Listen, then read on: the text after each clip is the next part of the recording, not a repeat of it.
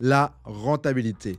Une des choses les plus importantes si tu as envie de réussir en dropshipping. Sauf que la plupart des débutants, ils n'y pensent même pas. Aujourd'hui, c'est ton jour de chance car je vais te présenter 5 astuces qui vont te permettre d'augmenter ta rentabilité avec ta boutique en dropshipping. Si tu as envie de rejoindre une communauté de personnes 100% sérieuses qui ont envie de réussir en e-commerce, eh bien tu peux rejoindre le groupe Mentor Ecom. C'est une super communauté pour des personnes comme toi qui ont la dalle de réussir en e-commerce. Petit bonus, à la fin de la vidéo, je vais te proposer une 6e astuce qui va te permettre de gratter encore un petit peu plus de rentabilité pour que tu puisses t'en mettre plein les poches. Donc si tu es ready, la vidéo commence tout de suite. Première astuce pour augmenter sa rentabilité en dropshipping, c'est bien sûr de récupérer un maximum de paniers abandonnés. Ça, c'est vraiment la base et j'espère que tu le fais déjà sur ta boutique. Mais si tu le fais pas et si tu sais même pas ce que c'est, eh ben déjà un panier abandonné, c'est quelqu'un qui vient sur ton site et qui va ajouter des produits à son panier et ensuite qui va juste quitter la page et qui va partir et qui ne va pas finaliser sa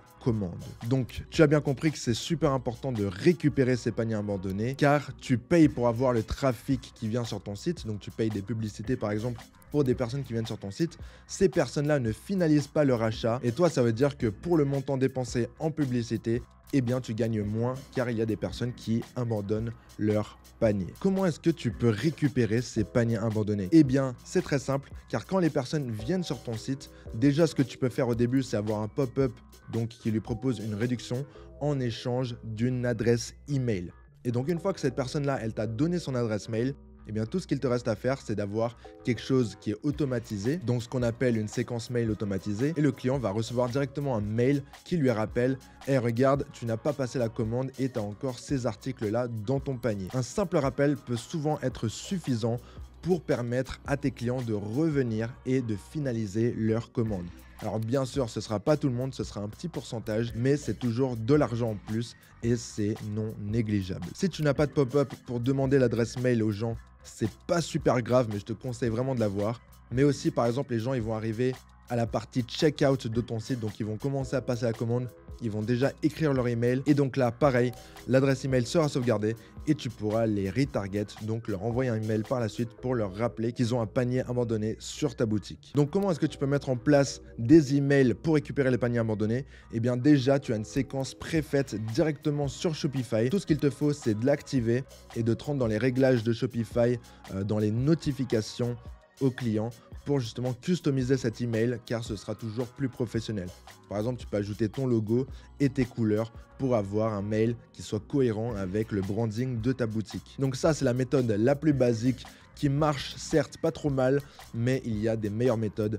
Par exemple, d'utiliser Klaviyo. Donc Klaviyo, c'est vraiment un logiciel très complet pour envoyer des mails à tes clients. Donc je te conseille vraiment de t'intéresser à cette plateforme car c'est une des meilleures plateformes pour les e-commerçants qui veulent envoyer des mails. Eh bien, tu peux leur envoyer des séquences d'emails. Donc tu peux leur envoyer un premier email de rappel, un deuxième email, tu peux leur proposer par exemple 20% de réduction si jamais ils reviennent pour acheter. Et un troisième email pour dire que l'offre va bientôt expirer. Ce genre de choses. Je te conseille aussi de mettre des SMS en place pour retargeter tes clients avec des paniers abandonnés. Donc c'est exactement la même chose qu'en email, sauf que là ce sera un petit SMS car il y a beaucoup de tes clients qui viennent directement avec leur mobile et s'ils reçoivent un SMS, c'est assez puissant. Ce que je te conseille comme plateforme pour envoyer des SMS paniers abandonnés, c'est SMS Bump. Donc c'est une super plateforme pour envoyer des SMS, ça coûte un petit peu cher, mais c'est vraiment super important d'envoyer des SMS et des emails pour récupérer un maximum de paniers abandonnés. Donc moi je vous conseille d'envoyer 3 mails et 3 SMS pour les paniers abandonnés. Donc un premier après 30 minutes ou 1 heure, juste comme un petit rappel. Un autre 23 heures après, donc comme ça c'est vraiment au même moment où il a décidé d'acheter. Donc ça veut dire que la personne sera active sur son téléphone ou sur son ordinateur pour acheter. Donc là vous lui envoyez 24 heures après. Et ensuite, 48 heures après le panier abandonné initial, vous lui envoyez la 3e notification pour lui dire la réduction elle va expirer et donc c'est votre dernière chance d'acheter. Comme ça, on met un peu d'urgence psychologique chez le client et ça va nous aider à faire plus de ventes. Si vous voulez que je vous fasse une vidéo plus détaillée sur ce sujet-là où je vous fais un tutoriel et tout, dites-le moi dans les commentaires et c'est quelque chose que je peux vous faire par la suite. Deuxième astuce pour augmenter sa rentabilité en dropshipping, c'est ce que j'appelle l'art de faire des upsells et des cross-sells. Un upsell, c'est quelque chose que vous allez vendre à votre client en plus de ce qu'il a prévu d'acheter initialement. Par exemple, si tu es sur l'autoroute route et que tu vois un panneau pour un burger et du coup tu as envie d'acheter un burger, tu te rends au restaurant, tu achètes un burger et là on te propose est-ce que tu veux des frites et un coca? Et là tu vas dire oui, ce sera 1 euro en plus peut-être, donc ce sera pas forcément très cher, mais c'est toujours ça en plus d'argent.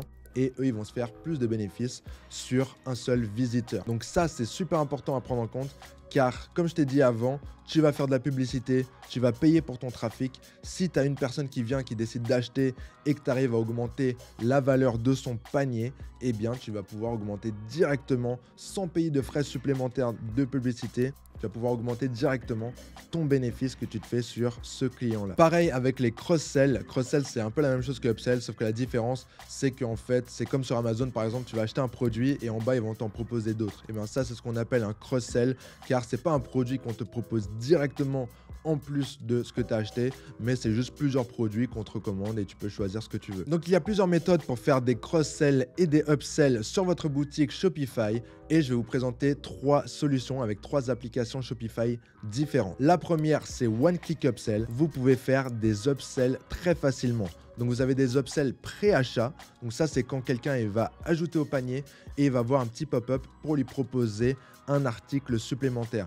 Par exemple, vous vendez, je ne sais pas, un t-shirt. Quand il clique sur ajouter au panier, vous pouvez lui proposer par exemple un petit emballage cadeau ou quelque chose comme ça qui coûte pas très cher. Donc en pré-purchase, donc ça veut dire avant l'achat, on peut proposer un petit upsell pas très cher, donc juste pour ajouter quelques euros à la commande. Mais une fois que le client a passé la commande, eh bien là on peut lui faire un upsell post-purchase. Donc un upsell post-purchase, c'est en fait une fois qu'il a finalisé la commande, vous pouvez mettre une page donc avant la page de remerciement qui lui dira par exemple, ta commande elle n'est pas complète, est-ce que tu as envie d'ajouter encore cet article et on vous propose une super réduction, donc par exemple moins 50%. Et là, le client pourra encore une fois ajouter un article directement à sa commande. Sauf que là, ce qui est super puissant, c'est que quand il clique sur ajouter à la commande, eh bien, il sera débité directement. Ça veut dire qu'il n'aura pas encore besoin de repasser par les étapes de confirmation, etc. Ça va directement lui être débité. Donc ça, c'est super puissant. Vous pouvez proposer des offres vraiment géniales. Donc par exemple, à moins 50%, car le client aura déjà acheté chez vous. Donc vous n'avez pas besoin de faire autant de bénéfices. Puisque comme je t'ai dit avant, tu as déjà payé pour obtenir cette commande-là. Tous les bénéfices supplémentaires que tu vas réussir à te faire, eh bien, c'est du full bonus. Voilà pour les upsells. Je t'invite à checker l'application One Click Upsell. T'en as d'autres, donc c'est quand même des applications assez chères, mais c'est super puissant et ils peuvent vraiment vous apporter beaucoup d'argent en plus. Une option pour faire des cross-sell, c'est une application qui s'appelle Frequently Bought Together et celle-là, je crois que c'est une application qui est gratuite, qui utilise un algorithme en fait pour juste proposer en dessous de votre fiche produit, donc des produits qui pourra acheter en complémentarité. Donc c'est comme sur Amazon, vous avez par exemple, il vous propose le produit que vous voulez acheter, plus celui-là, et il vous donne une petite réduction. Et bien là, c'est exactement la même chose. Vous avez une section sur votre fiche produit qui va dire fréquemment acheter ensemble. Ils vont proposer plusieurs produits et ça va faire un genre de bundle avec une petite réduction. Et ça, c'est très puissant aussi. Et il y a pas mal de gens qui vont opter pour cette option. Et finalement, j'ai envie de vous parler d'une application Shopify que j'utilise depuis plusieurs années maintenant qui s'appelle Wide Bundle. Et ça, c'est un tout petit peu différent des upsells et des cross-sells que je vous ai montré précédemment. Ça, c'est juste des bundles en fait. Donc par exemple, là, vous pouvez proposer directement dans votre fiche produit 3 options au client. Donc par exemple, un produit et après par exemple 2 produits et 3 produits. Sauf que à chaque niveau, vous pouvez mettre des réductions supplémentaires. Donc par exemple, vous pouvez vendre un produit avec aucune réduction, 2 produits avec par exemple 1 offert et 3 produits avec 2 offerts. Par exemple, mais vous pouvez vraiment jouer avec cette promotion pour faire des choses complètement originales et différentes. Donc si tu es intéressé par ces applications-là, je te mettrai un lien dans la description. Bien sûr, il y a beaucoup d'autres applications Shopify qui permettent de faire les mêmes choses. Moi, c'est celle que j'utilise personnellement, donc je vous les recommande, mais vous pouvez aller voir et tester de vous-même. Troisième astuce pour augmenter sa rentabilité en dropshipping, eh bien, c'est tout simplement d'augmenter son taux de conversion. J'ai déjà fait une vidéo à part entière là-dessus, donc tu peux aller la checker directement. Mais en gros, ce que tu peux faire, c'est optimiser ta boutique pour avoir un meilleur taux de conversion et ça va te permettre en fait juste tout simplement de faire plus d'argent. Taux de conversion, qu'est-ce que c'est? Eh bien, pour un nombre donné de personnes sur ton site, par exemple, imaginons que tu as 100 visiteurs. Si on a 3 qui achètent, ça veut dire que tu as 3% de taux de conversion. Et si tu arrives à faire passer le chiffre de 3 à 5, eh bien, tu vas sauter de 3 à 5% de taux de conversion. Et comme dit précédemment, tu vas payer pour ton trafic. Donc, le plus de personnes tu pourras convertir pour le nombre de trafic que tu as rapporté sur ta boutique, eh bien, le plus d'argent tu vas te faire directement. Car tu vas dépenser le même montant en publicité et derrière, tu vas faire plus d'argent. Bien sûr, là, c'était juste un exemple. 3%, 5%, c'est déjà des très bons taux de conversion. Mais si vous avez déjà 2%, franchement, c'est déjà correct. Comment tu peux faire pour optimiser ton taux de conversion? Eh bien, tu peux déjà regarder la vitesse de chargement de ton site, donc optimiser les images pour qu'elles soient plus petites. Tu peux aussi tester différentes offres sur ton site pour voir qu'est-ce qui marche le mieux pour tes clients. Tu peux tester des différentes couleurs ajoutées au panier. Donc, il y a tout un tas de petites choses que tu peux faire pour progressivement, sur le long terme, augmenter ton taux de conversion. Je t'invite fortement à aller voir la vidéo que j'ai déjà fait dessus. Elle est beaucoup plus détaillée et tu as beaucoup d'options, beaucoup de trucs que tu peux tester. Astuce numéro 4, c'est le pricing. Donc, c'est important d'être stratégique lorsqu'il s'agit du prix des produits. Car ce que je vois beaucoup de débutants faire comme erreur, c'est de mettre un prix trop bas sur leurs produits. Donc, ils pensent qu'ils vont attirer plus de monde avec des prix plus bas, mais c'est tout simplement faux. Déjà, un prix plus élevé, ça va augmenter la valeur perçue de ton produit. Donc, potentiellement, il y a plus de personnes qui vont acheter. Mais aussi, le fait d'augmenter ces prix, eh bien, ça va directement affecter tes marges et tu vas pouvoir te faire beaucoup plus d'argent. Donc bien sûr, il ne faut pas fixer des prix astronomiques sur ces produits, mais par exemple, un produit que toi tu vas toucher à 4 € et que tu vas vendre à 15 ou 20 €, eh ben moi je te conseillerais de tester le produit par exemple à 29 € et aussi, si ça me fonctionne, de le tester à 39 €. Et tu peux continuer à monter progressivement les prix juste en testant et voir si les gens ils continuent d'acheter. Si les gens, au bout d'un moment, ils n'achètent plus parce que le prix il est trop élevé, et bien là, tu peux redescendre un petit peu et là, tu auras trouvé ta limite. Mais c'est super important d'être stratégique en termes de pricing car c'est ce qui va te permettre, eh bien, en fait, tout simplement de te faire plus d'argent sans rien faire. C'est super simple. Juste d'augmenter ses prix, ça te permet d'augmenter ton bénéfice, ta marge. Et finalement, l'astuce numéro 5 pour augmenter sa rentabilité en dropshipping, eh bien, j'en ai déjà parlé dans d'autres vidéos, mais c'est tout simplement de surfer l'équilibre de rentabilité sur Facebook Ads ou la plateforme publicitaire que tu utilises. Ça, c'est un concept qui demande un peu plus d'expérience car c'est vrai que c'est un peu plus compliqué à faire. Mais lorsque tu lances des publicités, c'est important de mettre des budgets assez faibles et de tester plusieurs ad sets. Et donc, plus de tests tu feras avec des budgets faibles, et bien plus tu pourras décider, ok, ça je l'éteins, ça je le laisse tourner, ça je le duplique pour le scaler. Et tu pourras faire plus de petites décisions et couper ce qui marche pas et laisser tourner ce qui marche. Tu peux aussi scaler horizontalement, c'est-à-dire qu'au lieu de dépenser de plus en plus d'argent sur une seule créative publicitaire, par exemple, ce qui va du coup créer de la fatigue publicitaire et tu vas être de moins en moins rentable, eh bien tu peux scaler horizontalement, c'est-à-dire tester des intérêts supplémentaires, des créatifs publicitaires supplémentaires, et au bout d'un moment, tu vas avoir beaucoup de choses qui tournent en même temps avec des coûts par achat suffisamment faibles. Donc ça, c'est une astuce pour maintenir ta rentabilité. J'ai pas envie de trop rentrer dedans car c'est assez complexe comme concept, mais garde bien ça en tête lorsque tu lances des pubs, c'est qu'il faut que tu restes rentable et ton but ce n'est pas juste de scaler. Il faut que tu gardes en tête le pourcentage de bénéfices que tu fais à chaque fois que tu dupliques tes publicités et que tu scales par exemple. Comme ça, tu peux vraiment avoir une super idée de combien de bénéfices tu fais.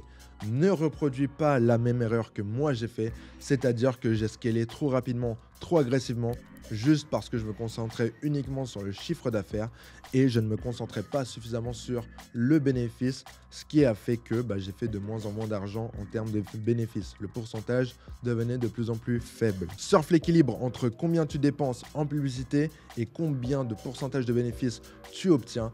Comme ça, ça va te permettre de faire de plus en plus d'argent et d'avoir des marges de plus en plus grandes. Il ne faut juste pas se précipiter, pas être trop greedy et vouloir trop d'argent trop rapidement. Non, il vaut mieux prendre son temps, scaler horizontalement et aller doucement et tu vas voir que tu te fais beaucoup plus d'argent. Et finalement, la 6e astuce bonus que j'ai envie de te partager dans cette vidéo, c'est tout simplement de commencer à travailler avec des agents de sourcing une fois que tu fais suffisamment de ventes. Donc si tu travailles avec un agent en Chine, ils vont te donner des prix, tu vas commencer à vendre et ça va bien se passer. Mais au bout d'un moment, au bout de quelques semaines, quelques mois où tu vas travailler avec eux, où tu vas faire de plus en plus de ventes, eh bien c'est super important de continuellement négocier les prix avec eux pour pouvoir avoir des prix plus faibles. Car le plus de quantité tu vendras, le plus de pouvoir de négociation tu obtiens. Donc essaie vraiment de négocier les prix avec tes fournisseurs. Même si tu es encore sur AliExpress, tu peux très bien le faire et ce sera une super méthode pour toi d'augmenter ton bénéfice. C'est super important, c'est quelque chose que moi, j'ai pas beaucoup fait au début et je le regrette car j'aurais pu me faire pas mal plus d'argent, mais ça c'est super important. Donc négocie les prix avec tes fournisseurs, avec ton agent de sourcing, même avec tes fournisseurs sur AliExpress et comme ça tu pourras faire de plus en plus de bénéfices. Si tu ne veux rien rater, abonne-toi et moi je te retrouve la semaine prochaine. Ciao!